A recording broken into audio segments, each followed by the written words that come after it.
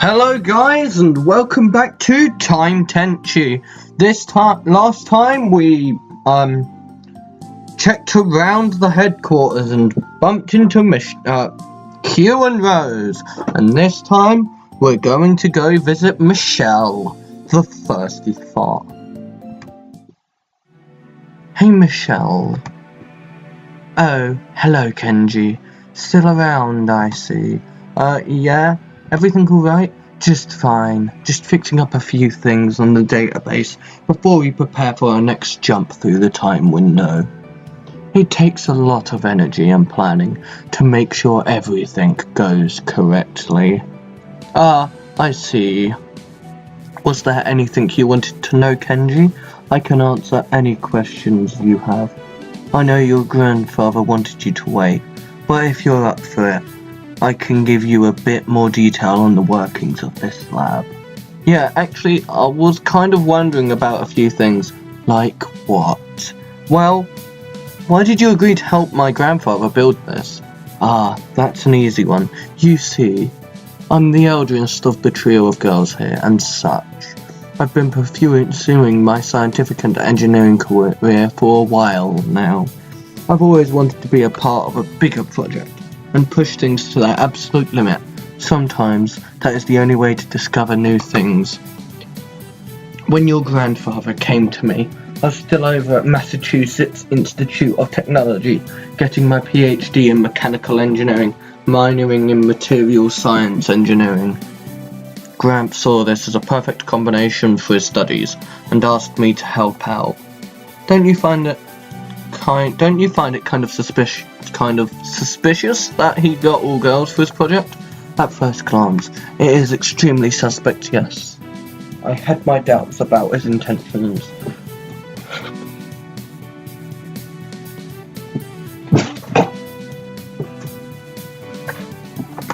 But once you get to know him, you can tell that Gramps is a very nice and genuine man. He didn't come to us because we were attractive, or because we were female.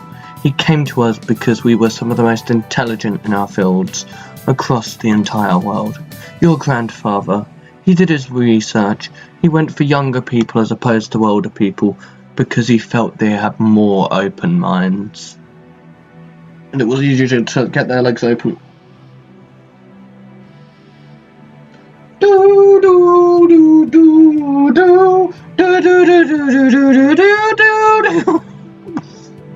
So, did he tell you why I wanted to make a time machine in the first place? Gramps is a very interesting individual. Oh my god. He literally told me the first time we discussed this idea of his that he wanted to do this simply to see if he could. I asked him, what if you put all this time, money and resources into this pipe dream, only to fall on your face? And you know what he told me? He said, well then, at least I tried to do something impossible, instead of just dreaming about it for the rest of my life. Gramps wanted to test his imagination, his ideas. He wanted to put forth his formulae and break the laws that mankind had set for themselves. And look at that, he did. So what do you guys use it for then? Well, we were going to use it to confirm history, merely as observers. We were going to go back and make sure that the things in history are shit. Scientists and engineers working as historians, if you want to simplify it like that, by all means. Unfortunately, we didn't get to do that for very long. What do you mean? What happened? I suppose I should tell you about this now rather than later. One day, as we were nearing the end of development, we were hacked by an espionage organization. Somehow, they gained word of our developments and stole what was essentially the complete research that we held in our possession. The company's name is Chronotech. Ever since they copied the blueprints from under our nose, we've had to do two jobs. Our main historian job, as well as tracking them, making sure that they don't alter time in any way. If they do that, well, time could potentially fall apart. We knew that risk when we started developing the machine.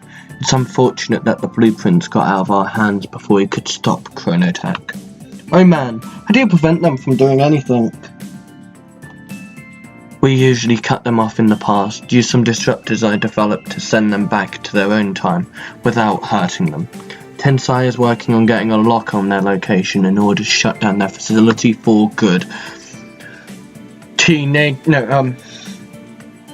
Elderly hacker,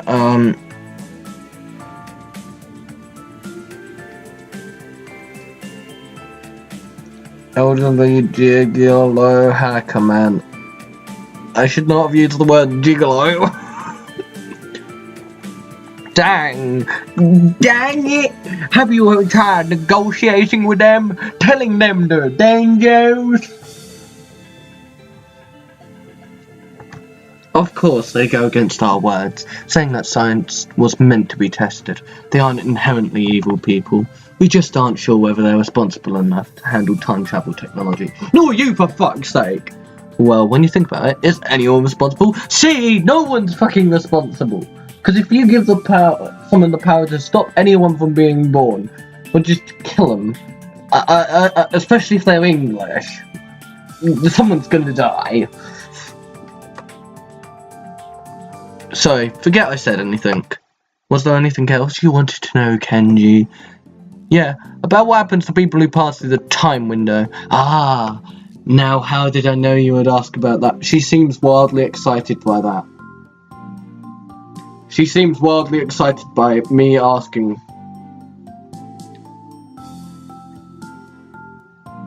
Thumbnail? I'm asking purely for scientific. Yeah, save it, you perv. So basically, the science behind it is that when a person goes through the time window, their endocrine system gets a sort of hypercharge, if you will. It causes it to work overtime, and thus it produces an outlandish amount of estrogen. This, among a few other things, makes the girls grow more womanly curves and act a lot more seductive. So it messes with their brain, essentially, yes, but we've tested it enough to make sure none of the effects are harmful or permanent. So we'd ask you that you stay in your room for 24 hours after any of the girls comes back from the time window, so as to prevent any sort of activities. We all know you'd like that shit. To be fair,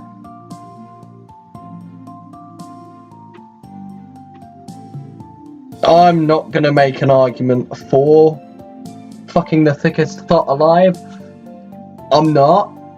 But there is an argument to be made. The argument is, would you say no?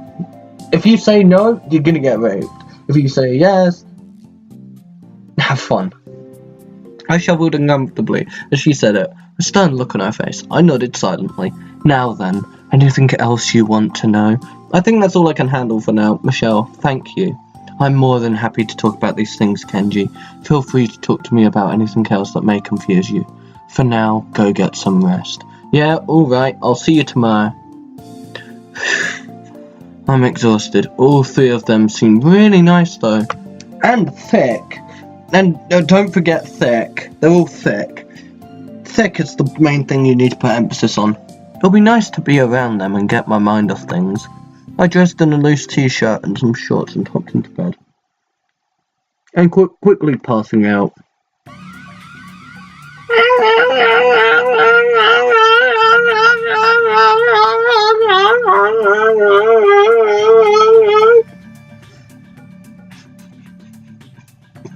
I heard the siren, so I was just like, yeah, fuck, it's spastic.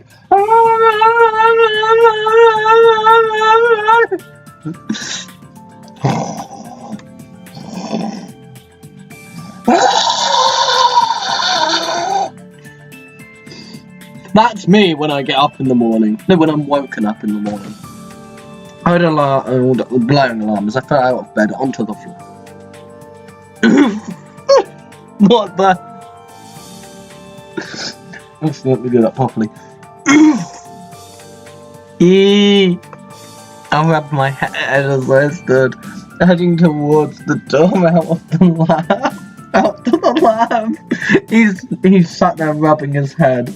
After he went ooh. Did he fail No Nut November? I think he just did. What's going on? Chronotech is at it again. Oh, this is Tenshi. Chronotech is... fuck's sake. Chronotech is at it again. Sorry to wake you, Kenji, but this was an emergency signal. Have you pinpointed the location yet, Michelle? Just about. Rose, Kyo, get suited up. I'll get this down in the meantime. Whee! I'll try to locate this... For fuck's sake. I'll try to locate the source of their own time window while a trace is still available. Best of luck, Gramps. I stood there awkwardly as the alarm blared, the sounds of rapid typing on keyboards and the muttering under Michelle's breath. The only real things keeping me occupied. After a few minutes, Kyo and Rose stepped back. Rose is the outfit I had seen before, but Kyo's took me aback. Whoa! Whoa! Whoa! Whoa! Whoa! Whoa! Which one's better? Which one's thicker? Which one's thicker? Oh my god, is it actually bad that you see less of Kyo now than when she has her normal clothes on?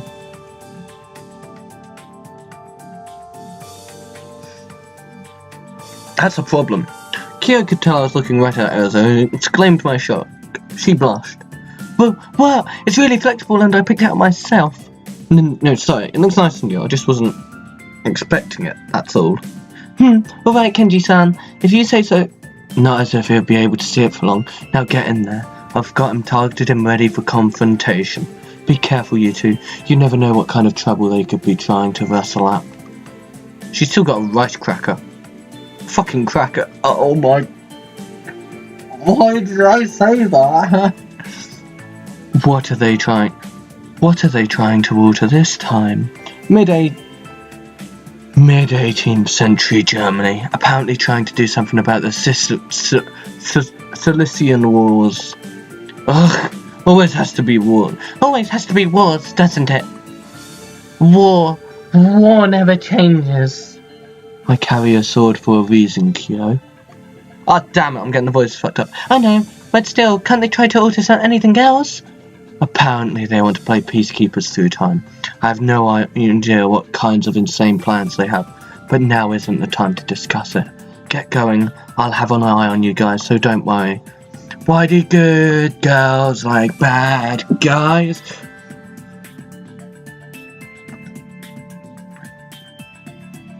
They both nodded as the time window opened in a blinding flash of white. Ooh! They stepped up towards it and vanished through the portal. The light disappeared and Michelle put up a video of them on the large monitor in front of her. I leaned over her shoulder and was able to see the scene along with her. So this is where they're at. How can you see this? The time window has some very helpful abilities, such as an observance mode that lets me see what the girls see for as long as they're through it. As you can see, they made it through just fine. Now, watch and learn, kid. Ugh. I'll never get used to this sort of thing. Just hang in there, Rose. It'll be fine. Thumbnail. Thumbnail. Thumbnail. Thumbnail. Thumbnail. Thumbnail. Thumbnail. Thumb. Clickbait. Clickbait.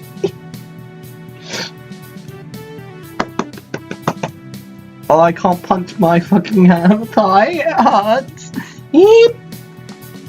Both girls grit their teeth as their chests suddenly slowed into their respective clothes. As they moved through the time window's vortex, more and more was stacked upon their already prominent busts. This is so fucking awkward trying to read this out loud. I hope people are grateful for what humiliation I go through to record this shit. They dared not to speak as their clothes creaked and groaned, adjusting to the new size of the blossoming orbs they were meant to keep covered. I swear we get bigger each time, as long as we don't keep any of it. I don't care! Oh, what's the matter, Rose? They look nice on you. Rose blushed at Kyo's words as their chests made out one side forward. A sudden rush of growth caused them both to gasp and they reached their new size. Still just as perky, somehow, as before they went through. Oh my god, Kyo's a lot thicker. He made it. Honestly, I don't see what those metalheads think they can achieve. How do you stop an entire war from happening? Kill one person, there. No, stop one person getting killed, there you save millions upon millions of lives. You stop one Serbian man getting shot, there. Problem solved. I don't know, they're so weird like that, but I guess we should start looking. The duo walked across an open field, seeing a band of warriors in the distance. Let's hope we don't bump into whatever's going on over there. Who cares? We're invisible to them, remember? Yeah, but I always feel so naked in this. Honestly, I don't know why you refused the petition I made that we should actually go in naked. This would be a completely different game if you went in nude. Because we didn't know for sure that they couldn't see us, Kyo. Also, I'd rather not travel through time in the bath. Thank you very much.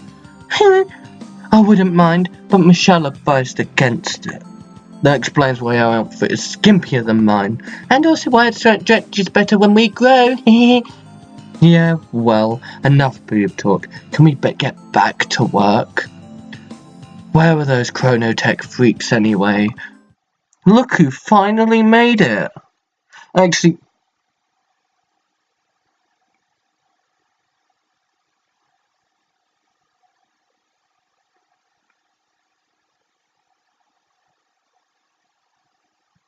oh, this is gonna be hell on earth for me, because I can't do voices. My voice range is so bad. Let me hit on hope. Fuck it, I'll read it in my normal voice until I get a grasp of a voice. Tweedledee and Tweedledum. NANI?!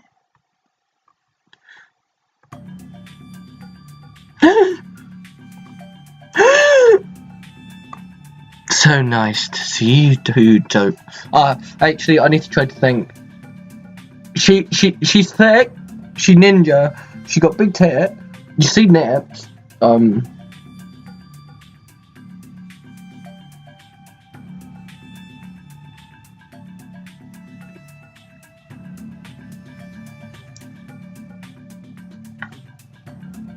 I'm only good at slowing my words. Shit, I've just realised that. So nice to see you two dopes again. Come to try to foil the plan as usual. And what are you getting at now, Mizuki? Where's Bunny? Doing your dirty work while you talk trash? I'm right behind you, airhead.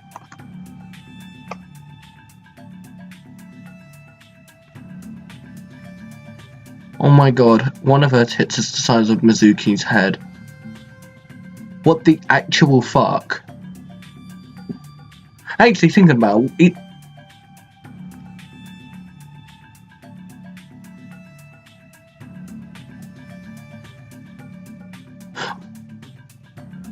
Why are the pair always bigger than their heads?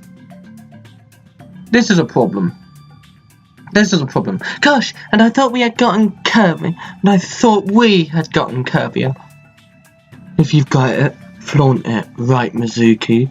That's right, my dear bunny.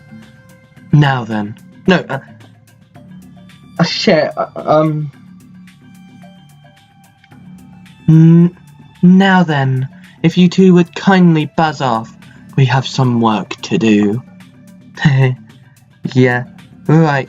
No, the whole point of us coming here was to stop you from doing whatever you're trying to do. Oh. No. Damn, I've got to try to actually find this vocal cord properly. Oh, good luck. It's going to take us a while, and the longer we're here, the bigger you two get. Ooh, I mean, that applies to you two guys too. Well, the big difference is here that we enjoy every minute of it. So does Kyo. Fucking masochist. She enjoys becoming extra thick. Well, you're not going to stay here much longer. Rose drew her sword. Ah yes, the oh so scary sword. How terrifying. No, I've not cherished it enough.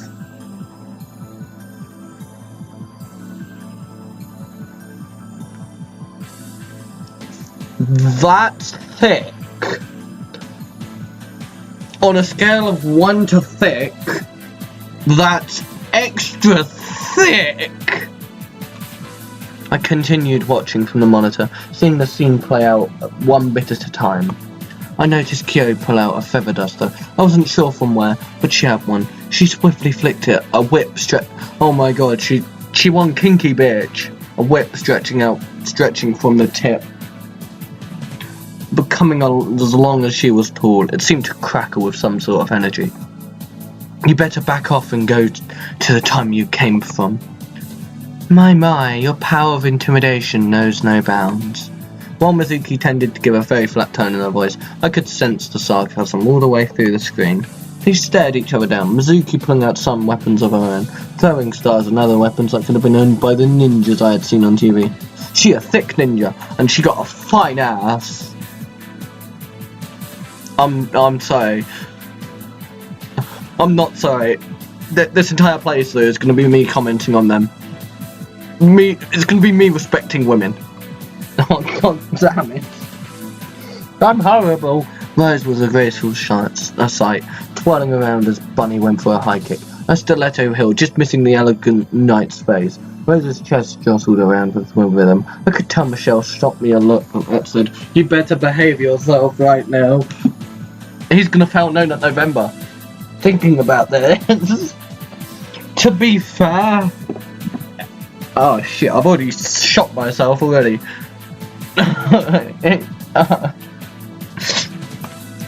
I would say if you had those two around, no, those three around, you would fail No Nut November. Especially if when they went back in time, they became extremely horny. Oh, me so horny. Kyo stayed stationary, cracking her whip towards Mizuki, who unleashed her own series of weapons. They flew past her and I watched as the ninja star went straight towards Kyo.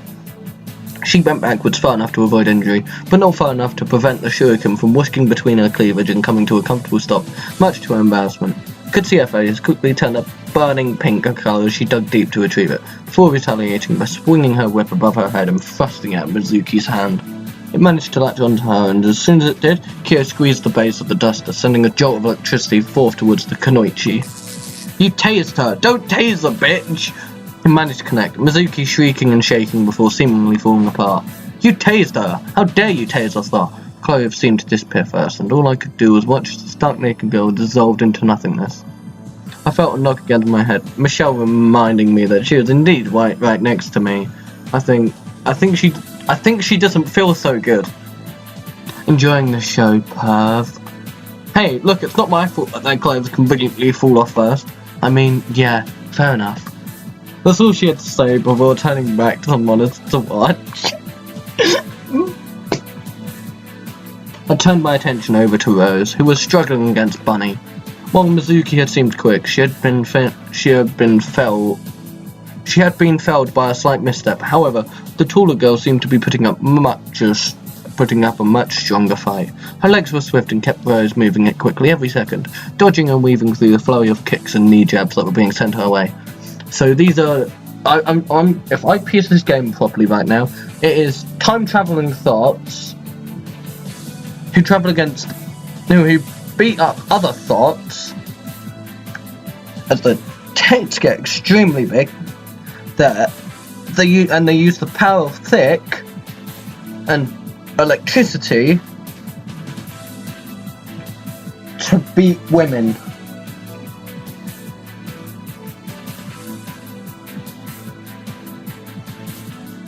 And what the actual fuck? I don't get this game. Eventually Bunny got a hit in. As she did, Kyo came up behind her, materializing what looked like a tea tray. Is now really the time for tea? Watch and learn, kid. The tray launched from her hand and began to glow a bright blue colour, whirling quicker and quicker as it got close to Bunny. Unfortunately, Bunny took notice before it got much closer and lunged her heel to deflect the tray. It was then that I realised that the tray was a distraction for Rose, who had gotten back up from being knocked to the ground. Rose swiftly took her sword and ploughed it into Bunny harshly. Out of context, that's so bad, and Bunny's face doesn't make it any better. Bunny gasped, stopping with her legs still cocked up in the air. Oh my fucking Christ. So you plunged your sword into her, it's not saying how deep, and she gasped, and it looks like she just orgasmed. What the fuck? She don't feel so good, and Rio still looks like a sociopath. Before anything else could happen, her clothes like Mizuki suddenly fell to pieces. She didn't seem to mind somehow. I could hear her chuckle, a nasty grin sprawled across her face. Don't get too big for your britches, girls. Believe it or not, we accomplished what we needed to do here before you could interfere. But I do hope we can meet again. She was cut off as her form disintegrated, suddenly falling into dust. Both Kyo and Rose seemed exhausted. Michelle sighed, brushing her long hair from her face. Mizuki, what the fuck? Alright, Kenji, go to your room.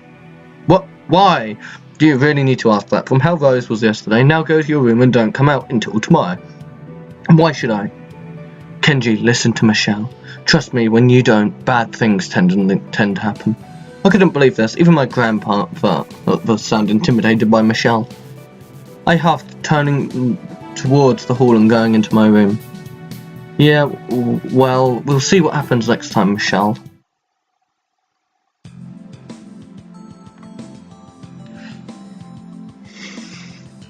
Well then, we can pick this up in the next episode in the mystery adventure of who will fuck Kenji first.